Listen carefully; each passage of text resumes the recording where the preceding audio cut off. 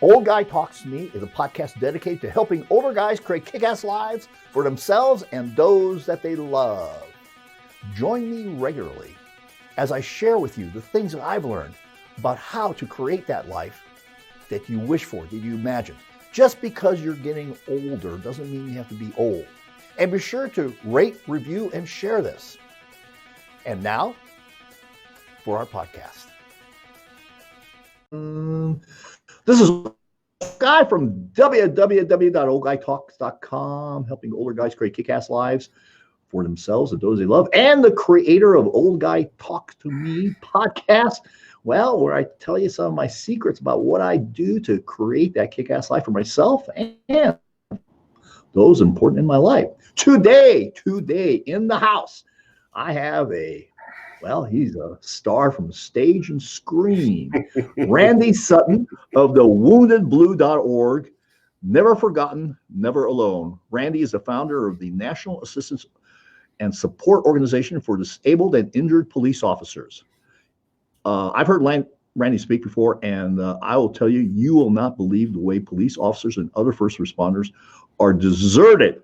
I'm talking about deserted when injured on the jobs. The stories that Randy's going to share with us are, the only word that comes to mind is sickening. It's disgusting. Well, not two words, disgusting and sickening comes to mind. Randy is a 34-year law enforcement veteran and nationally known media commentator on law enforcement issues. He served 10 years in the Princeton, New Jersey Police Department and 24 years with the Las Vegas Metropolitan Police Department, retiring at the rank of lieutenant. And we're going to talk about that, what caused that retirement. He is recognized as one of the most highly decorated officers in Las Vegas Metro Police Department history, having awards of valor, community service, exemplary service, and multiple life-saving awards. He has trained thousands of law enforcement officers in the United States on the subject of policing with honor. He is the author of True Blue Police Stories by Those Who Have Lived Them, A-Cops, True Blue to Protect and Serve, and he is recognized by the President of the United States while receiving the Points of Light Award, and is also the author of America's #1 best-selling book, The Power of Legacy. He is a host on a popular podcast, live talk radio show Blue. He has been on several shows, including Cops, Casino, and my favorite, because I got two daughters, Miss Congeniality 2. You get to watch a lot of different movies when you have daughters. His website is randysuttonspeaks.com. Randy, welcome to oldguytalkstome.com, and I appreciate you coming on. It's been a few months since I saw you, and I'm just so excited to have you on the program. So, Randy, tell us a little bit about yourself, a little bit about your backstory.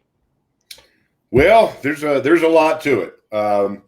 You read a little bit about my bio, and I was a policeman in Jersey for 10 years, 6 years as a patrolman, 4 years as a detective, and then I got bored. Quite honestly, it was a small town, college town, 30 cops. How many frat parties can you break up? Yeah, exactly. Well, I got to tell you, now I left there in 1986, but I want to tell you one of the stories that I realized I got to get out of this town. There was a burglary, what we could now call a home invasion, in a Princeton University dorm room. And this female victim came in and reported that all her jewelry was stolen. And I thought it was just this is when I was a detective. I thought it was just a burglary. But then she's telling me that she was sleeping in her room when the burglar came in, and she woke up and he was rifling and dumping all her stuff in his pockets. And she said to him, "What are you doing?" And he said, "I'm stealing your shit, bitch." And then he left, and she didn't call the police. And I said, "Why didn't you call the police then?" She said, I didn't want it to appear that I was prejudiced.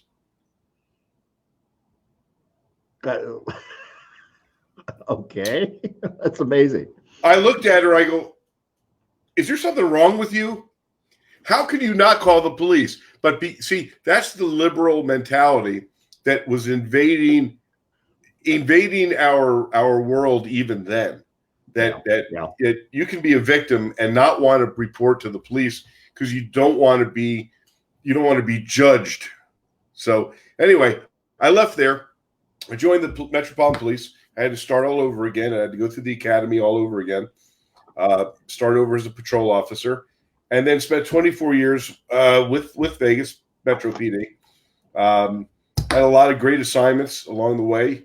Most of my assignments were on the street, and because that's where the action was, and that's why I came here. And the reason I retired was not because I had a desire to retire, but because I had a stroke in my police car. Mm-hmm. And that's what ended my career, almost ended my life. And it set me on a new path. And it's the path that I'm currently on now. Yeah. So when you were on duty and had the stroke, what actually happened that night? Well, when I was a watch commander, I should explain that. I was a lieutenant.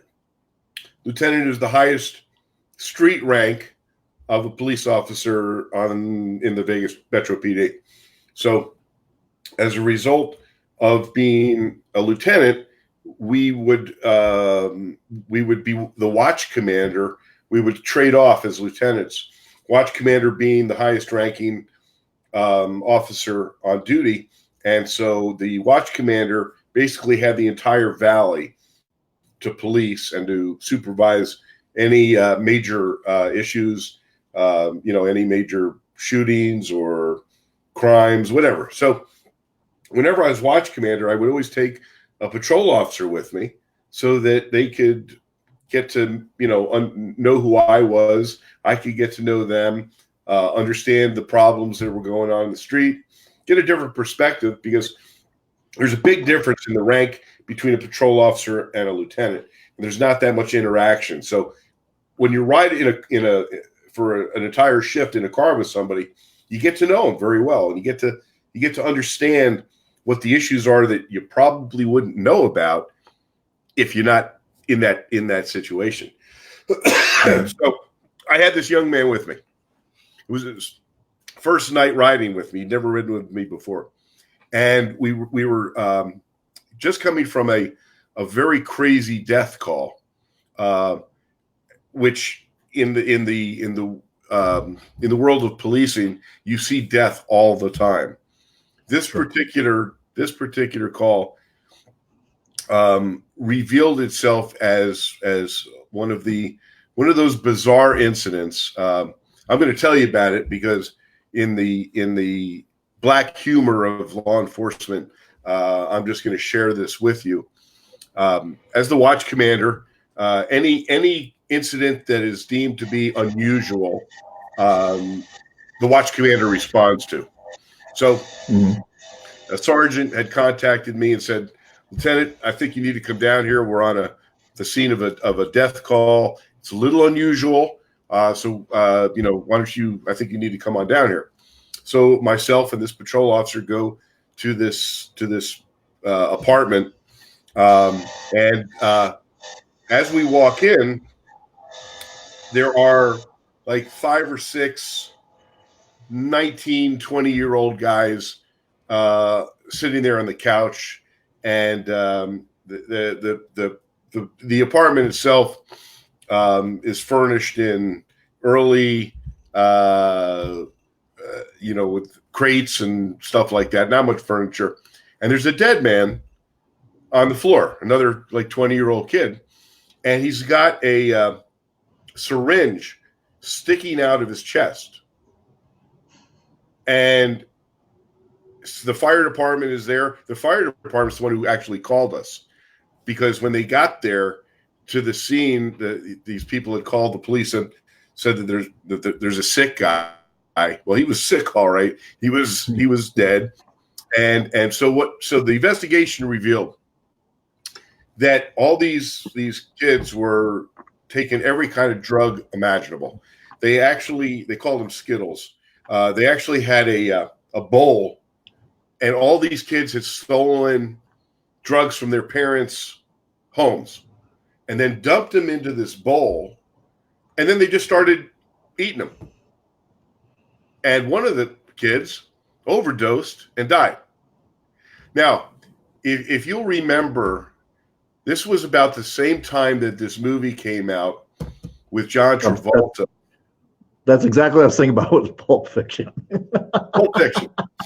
So you can't make this stuff up. So this kid overdoses and croaks on the floor in front of his buddies, and they're looking at him going, dude, what are we going to do?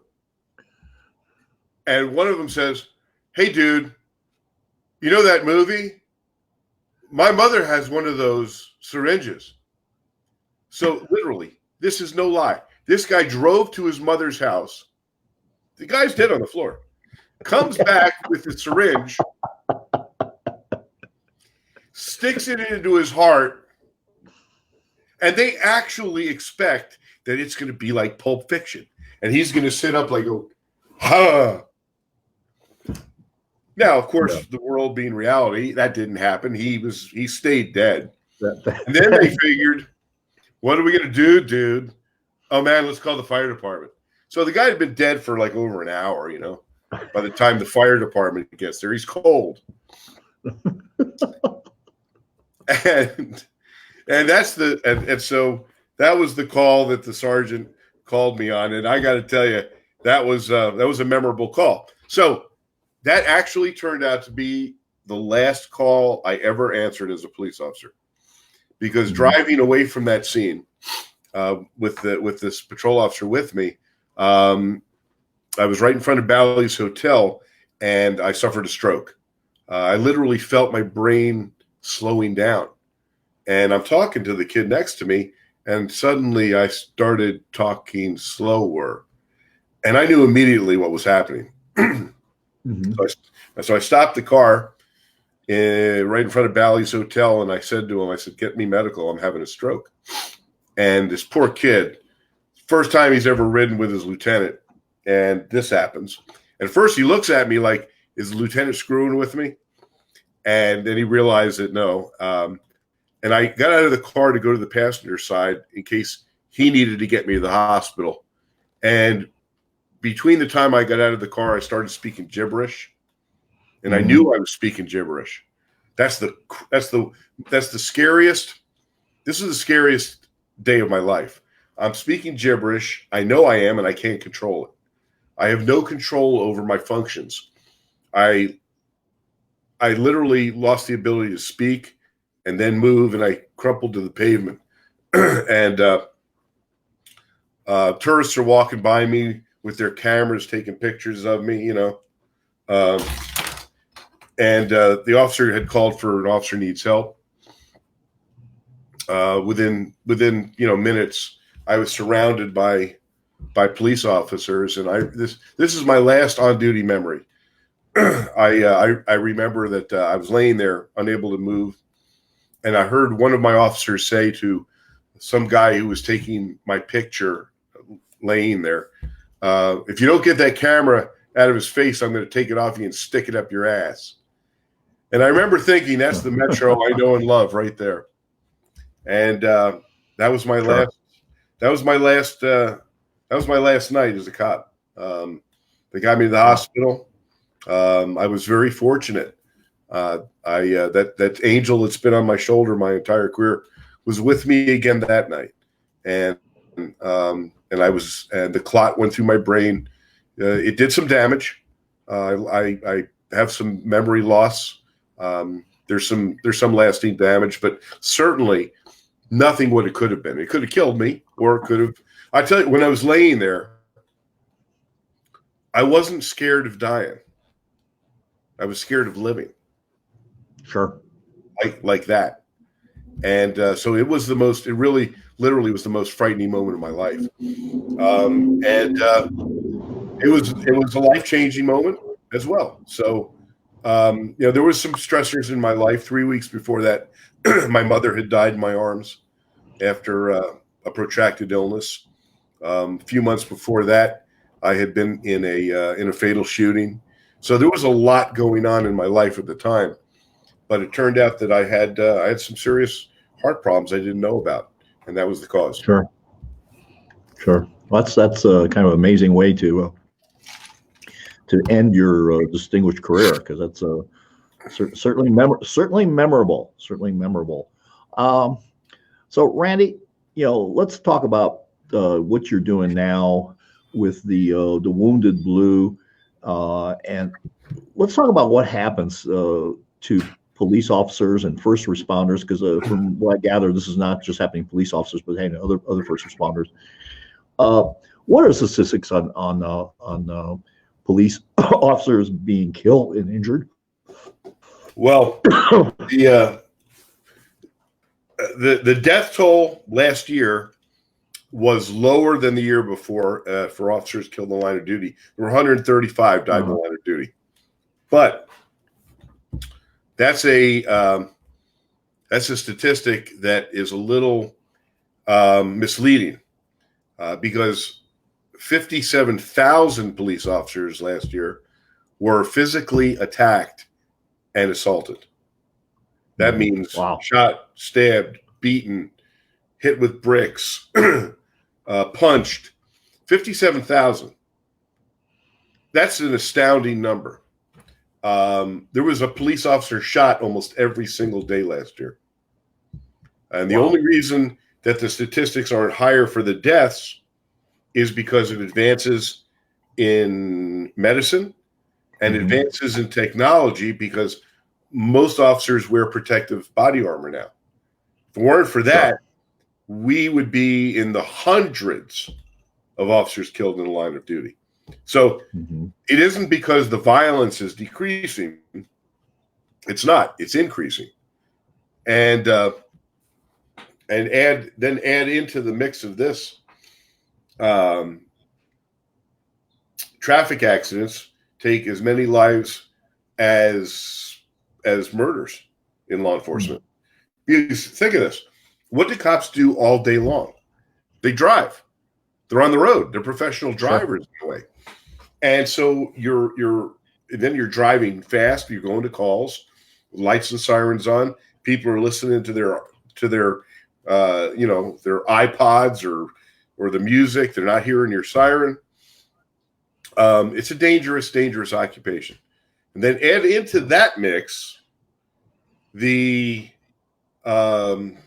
stress involved, and then you have the incredible amount of law enforcement suicide.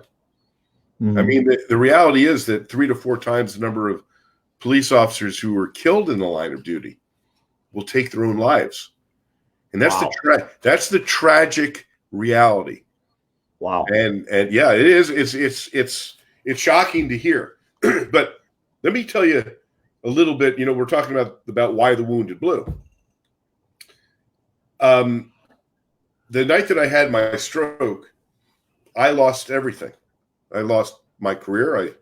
I lost my health. I lost, 3 weeks before, I lost my mother. But I always thought I had my blue family. I always thought that my department would be there for me. Well, that reality changed very quickly when my own department turned its back on me and refused to pay my medical bills.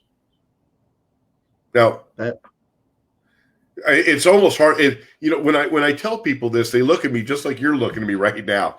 Like, wait a minute. Yeah, it's hard to believe. What do you mean they didn't pay your medical bills?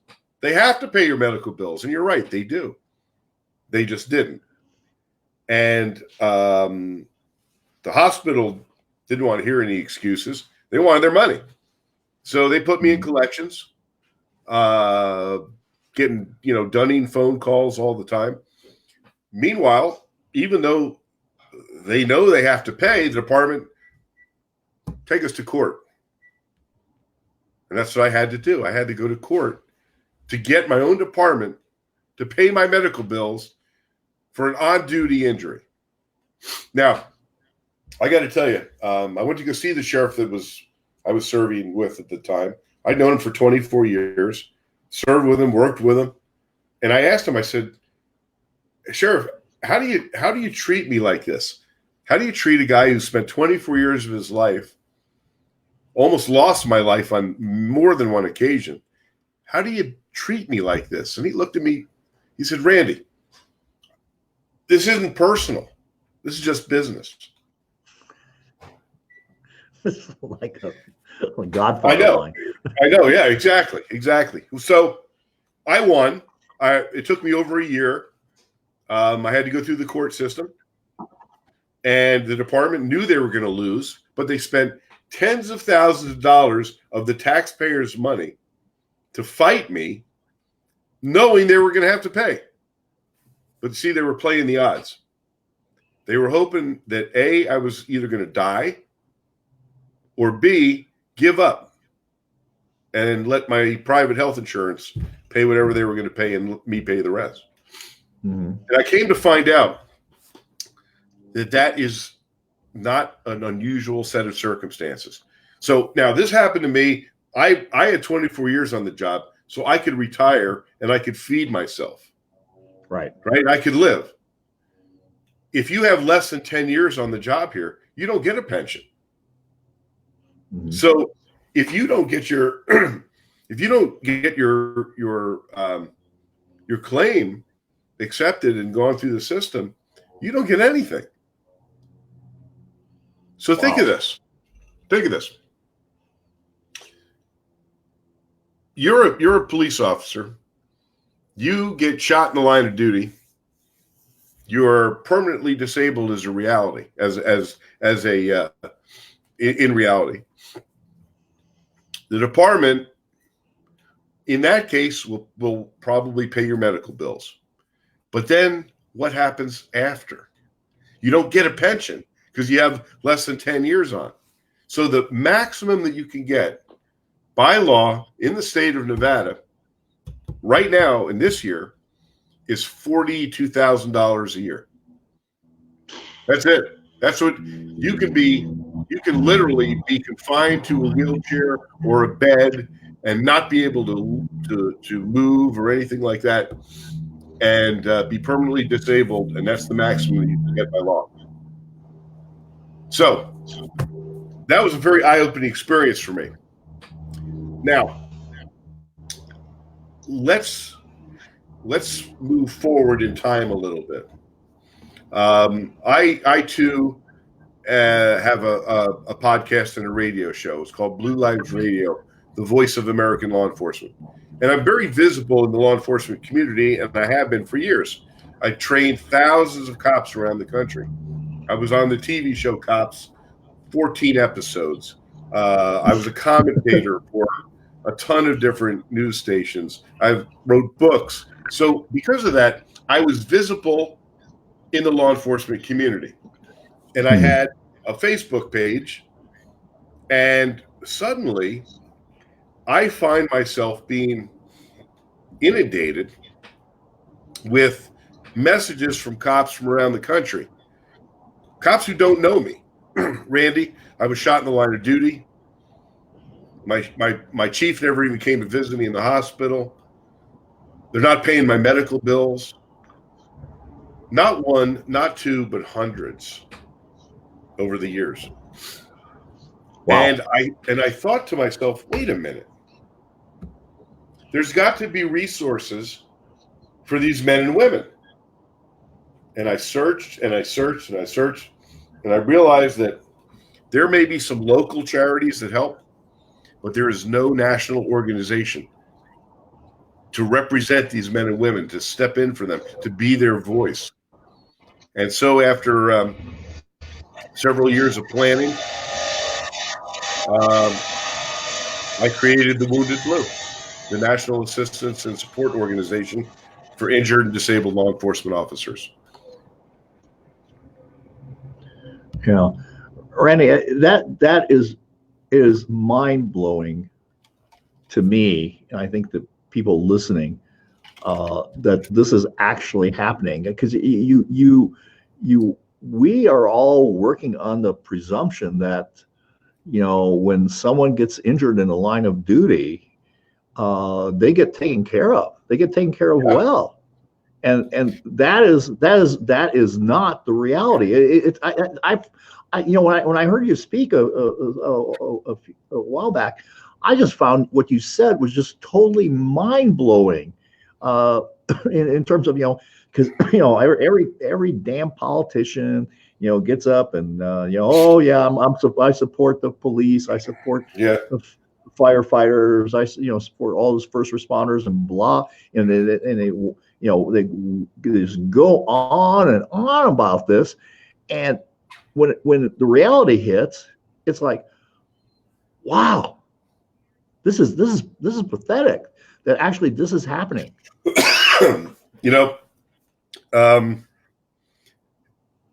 Not only this is actually part of my issue, is getting the word out about this, because it is so mind-boggling that people look at me incredulously when I tell them, and they say that can't be right.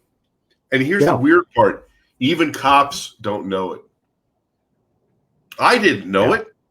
So when I even tell police officers about have you ever looked into what your state is doing, they look at me and they go, well, of course they're going to take care of me until it happens to them. So we actually produced a documentary film that was released about 7 months ago called The Wounded Blue: Service, Sacrifice, Betrayed. And I urge all of the people that are watching and listening to this podcast, go to Amazon.com. Right. Look at The Wounded Blue. You're going to be shocked. Bring your tissues, because it's not an easy film to watch, I can guarantee you. And you're going to see the reality of how men and women, once they get severely injured, how many of them are thrown away like an old shoe to die in poverty without medical attention. Yeah.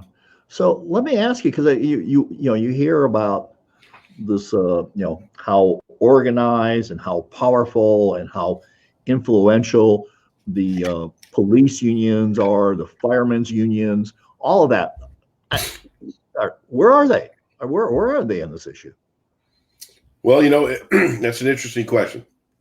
So if you're a New York police officer, you have the PBA behind you, the Policemen's Benevolent Association.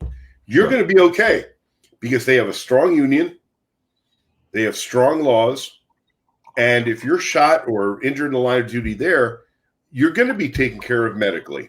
You're going to be taken care of physically, as far as your financially. You'll get a pension. You'll be taken care of, and we all think that that's the way it is everywhere. But then go to Oklahoma, where one of the cases that is depicted in our film, where an Oklahoma police officer, and by the way, this is all on video. This Oklahoma police officer is in a pursuit with 3 armed murder suspects. They had made a traffic stop on this blacked out SUV with really dark tinted windows. But they didn't know that they were stopping 3 murderers, contract killers who were on the way to kill a federal judge. So the vehicle stops.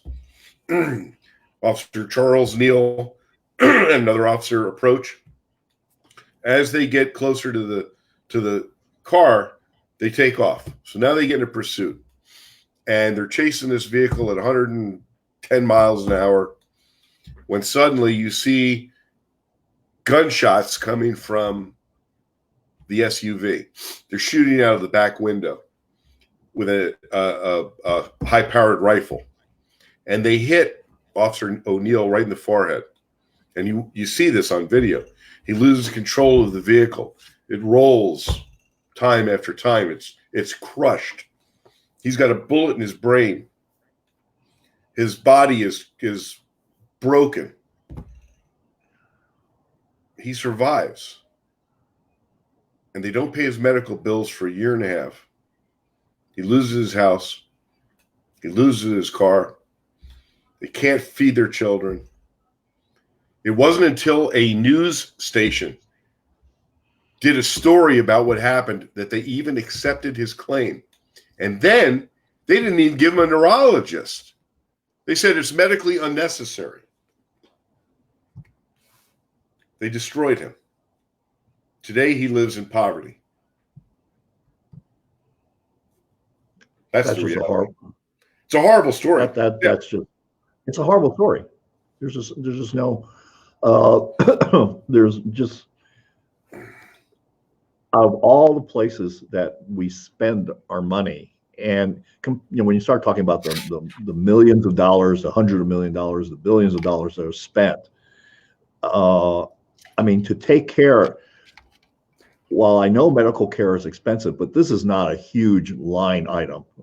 This is not it's not a huge expense to take care of people. Now, it's got to be terribly, you mentioned that a lot of line officers, a lot of officers are not familiar with this. So I think that's kind of an interesting thing, because you would think that people would know this and they would start being proactive on this, especially with their unions. You got to remember this.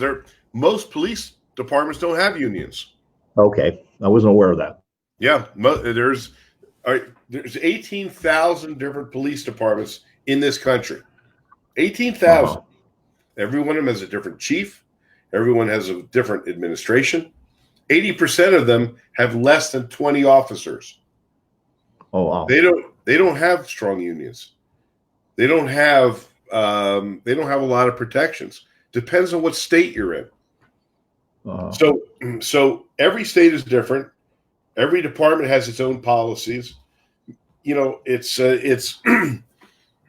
it's one of those things that's never talked about.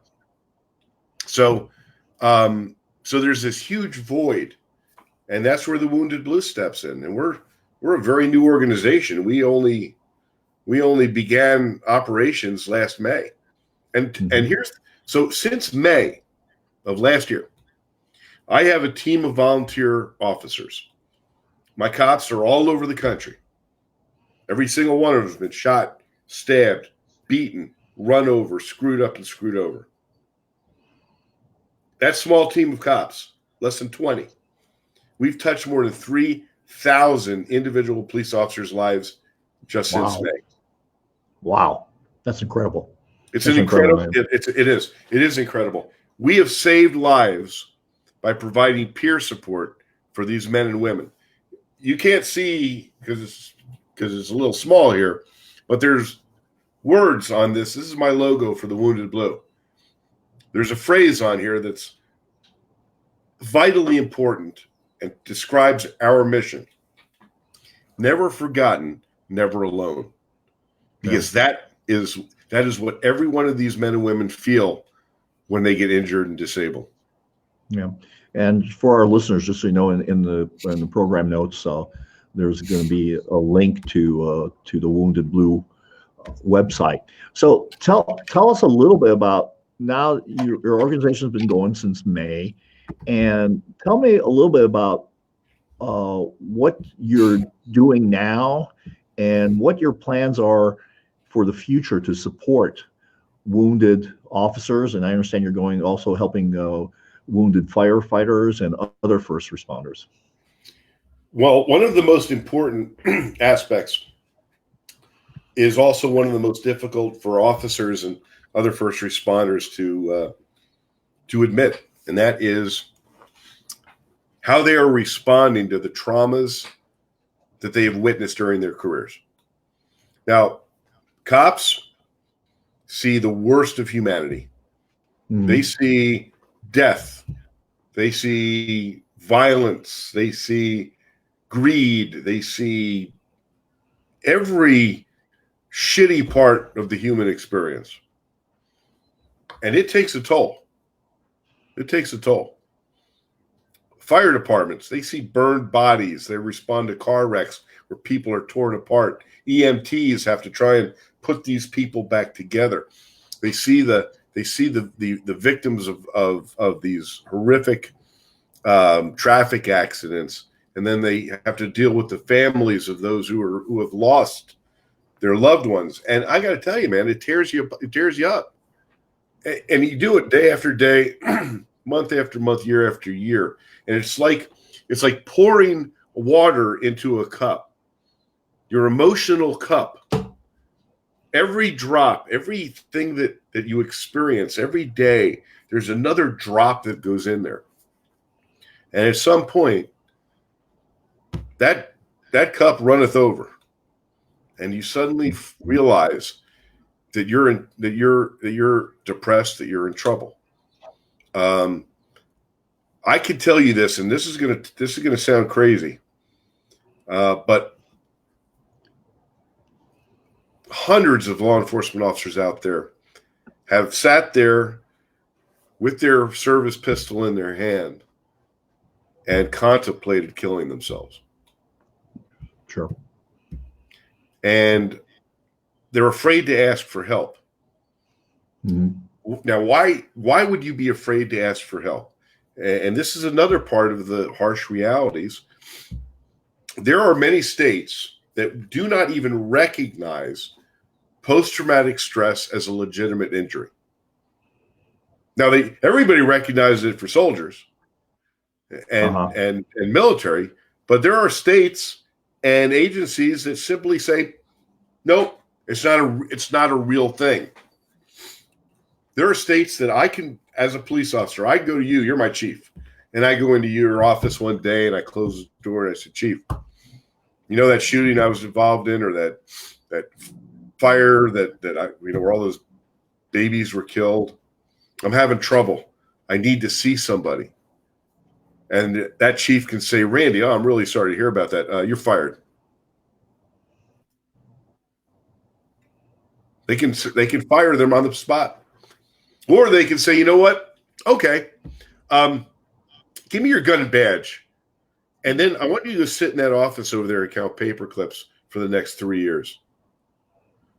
So cops are scared to death to go to their own departments for help. Mm-hmm. So we have created something.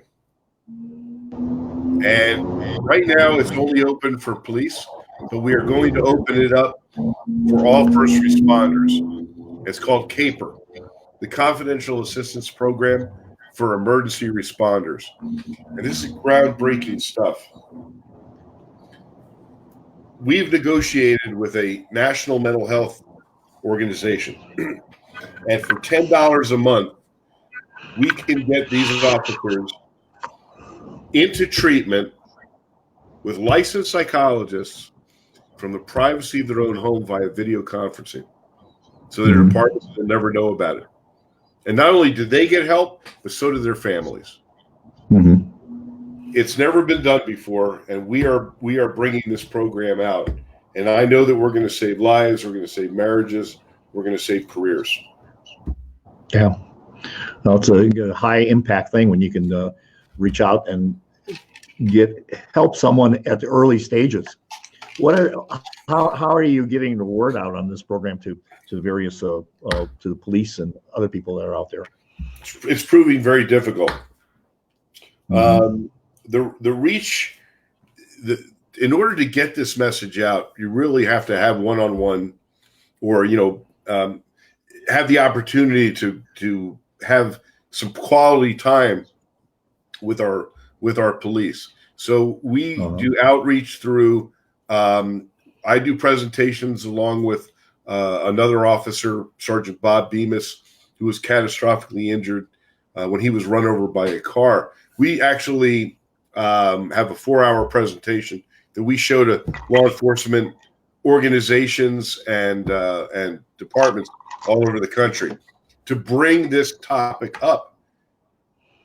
Nobody ever talks about it. Unless you talk about it, how do you know what's out there? Now, I'll say this. For the first time in my 34-year police career, now is when agencies and police departments are finally admitting that there's a problem. They're admitting that there are mental health concerns. They're admitting that there are emotional issues. And they're starting to take steps.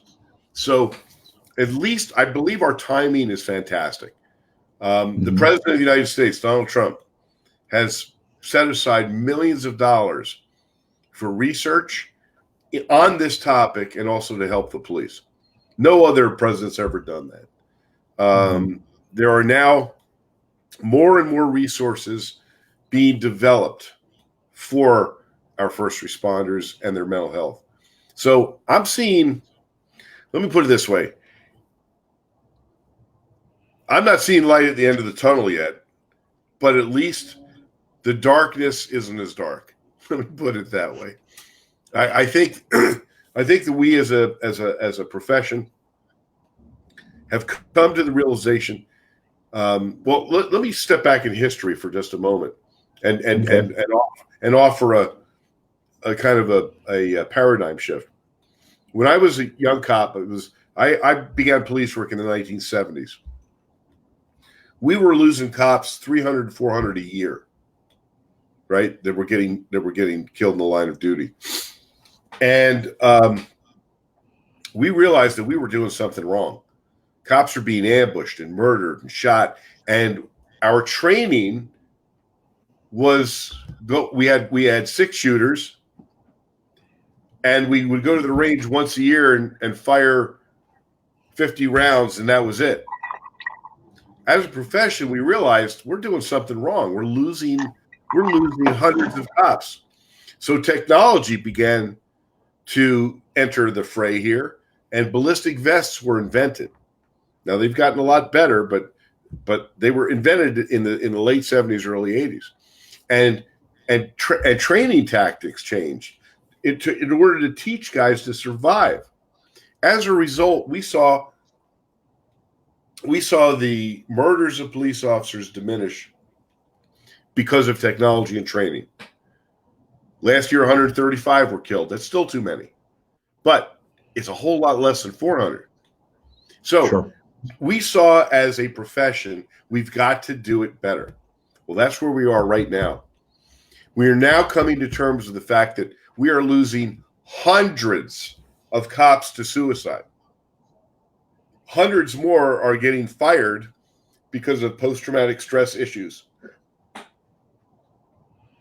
Wow. We got to do it better. And I think that now we are finally accepting that we have to do it better. And we're seeing the beginnings. Okay.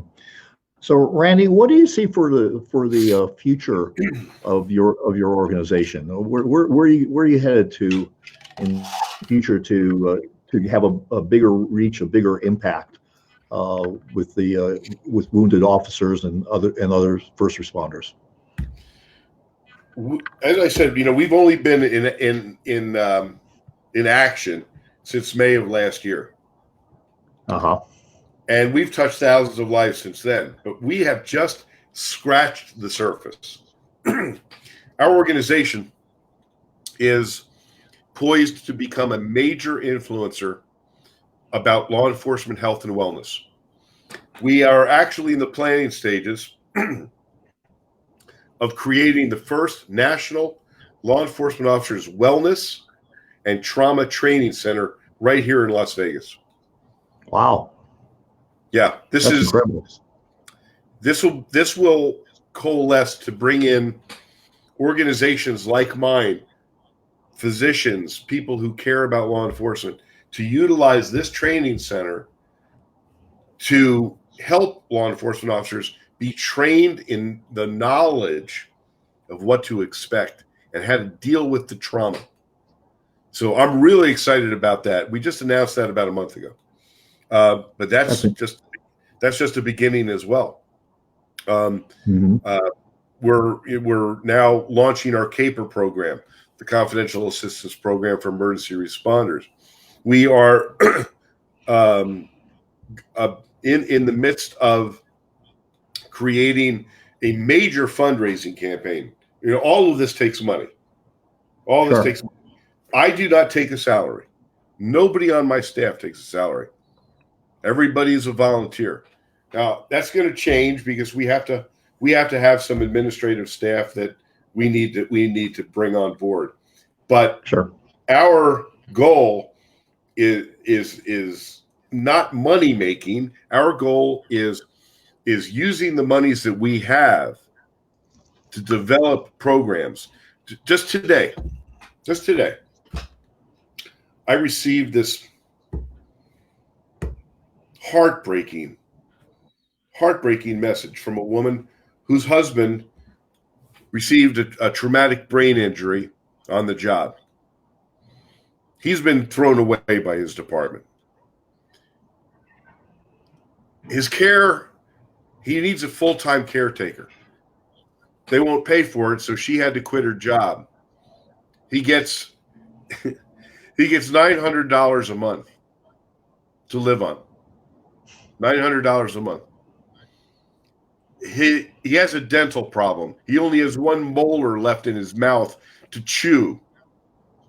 They have no money to even get this done. And out of desperation, they reached out to us. Well, you know what? We're going to make it happen. We're going to make it happen. Even though we don't have a lot of money yet, I can't stand by and watch this man lose the ability to chew food because they can't afford to get some dental work done. After he gave, his whole life was ruined because of his injury, his on-duty injury. So we're going to make sure that he gets that dental work done. The other day, we Christmas time, there were 4 families that literally because of the injuries that their father received, couldn't even provide a Christmas for their children. Well, Wounded Blue stepped in and we made sure that these families had a Christmas. My hope is that this is just the beginning, that we will develop our Blue Wish program, and that officers who are feeling this terrible dilemma of this financial burden will be able to come to us and we'll be able to grant these wishes. In fact, one of the people who's on my board of directors is Frank Shankwitz, the man who created the Make-A-Wish Foundation. Wow. And what most people don't know is that when he created Make-A-Wish, which of course is one of the most effective and largest charities in the world, he was an Arizona state trooper. Oh, really? I didn't realize that. And there's a movie about him, just came out. I happen to be in that movie. It's called Wishman, and it's on Netflix right now. I urge anybody to watch it. If you want to watch a feel-good movie that's true about a real cop who changed the course of history, go watch Wishman. I was not aware of that history of the Make-A-Wish Foundation. That's very interesting. So Randy, if somebody wanted to support you and your organization, how do they reach out to you, or have you speak at some of their functions, or get on another podcast or whatever? How would they reach you? I am the easiest guy in the world to find. Okay. I'm on Facebook under the Voice of American Law Enforcement. B, I have a website called thewoundedblue.org, and you can reach me that way. Or they can email me at randy@thewoundedblue.org. All right. Okay. Well, Randy, I hope that our listeners take the opportunity to support you in this organization, because you are doing some important work for some much deserved individuals that have been injured in the line of duty, protecting us. And they were they're injured, protecting us from bad people or bad circumstances. And it's unfortunate that they have to fight to get the benefits that they deserve. It's a tragic story. It's not a pleasant story. And it's one that, as I said, when I heard it the first time, I found it absolutely astounding and surprising that this was the reality of men and women that were injured in the line of duty. It's a very, very sad story. It is a sad story, and I want to mention this, that, while I was getting all of these messages from cops from around the country, I was also getting messages from citizens from around the country, people who listen to my podcast, people who have seen me on the news, and I was getting, I'm going to say, thousands of messages of support from just good people. Randy, I'm a plumber. I don't know how to show my support for law enforcement. And I never had a way to tell them, hey, go buy him a donut. What do you want? I don't know. Now I developed a way. The Wounded Blue has an associate membership program for citizens who want to support law enforcement. It's $24. They get a sticker for their car, shows them that they're a supporter. They get a document holder for their DMV papers. They get a discount program to 300,000 businesses across the United States who want to show support. And for $24, they become a member of the Wounded Blue. And they get a newsletter, and they can become part of something. And all of that money goes to help law enforcement officers. So and they can sign up for that underneath the Wounded Blue. Yep. Wounded Blue, join. Okay. That's it. Easy. Nothing Easy, to it. Easy. All right. Well, Randy, I want to thank you for coming on and sharing the story of you, your organization, and the things that you do, because I think it's important work. It's work that needs to be supported, and it needs to the word needs to get out there about what you're doing and the suffering that first responders are going through because they're not getting the support after they get injured on the job. And it's a tragic story. So again, thank you very much. And we're looking forward. We'll have to have you back on and kind of get an update sometime in the future about what's going on with your organization. I know there's several exciting things coming on board, and I want to wish you and your organization the best of luck. I appreciate it so much. Thank you. This is Orsi. Thank you. This is Orsi, official old guy at www.oldguytalks.com, helping older guys create kick-ass lives for themselves and those that they love. That's right, those that they love. Are you a man suffering with erectile dysfunction, or know of a man suffering with erectile dysfunction? Well, the answer that you are looking for is at myjunkdoesnotwork.com. You heard that right, myjunkdoesnotwork.com. What you'll find there are interviews on cutting-edge medical therapies to treat erectile dysfunction with experts in the field. That's right, experts. One of them is actually even a therapy that you can do in the privacy and comfort of your own home at a fraction of the cost of what it costs in a medical office. So what are you waiting for? You want to regain your confidence as a man? You want to regain your ability to pleasure your partner and yourself, both physically and emotionally? Don't wait, don't hesitate, don't procrastinate. Do it now. Go to myjunkdoesnotwork.com. You'll be glad you did. If you are interested in creating a kick-ass life for yourself and those that you love, then become a member at oldguytalks.com and get access to the cave area, where not only do I have my interviews with doctors on cutting-edge therapies for erectile dysfunction, but I will have other things that are posted in there that will help you create that kick-ass life that you want for yourself and others. And we're going to be talking a lot about different kinds of vices and virtues. So opt in and become a member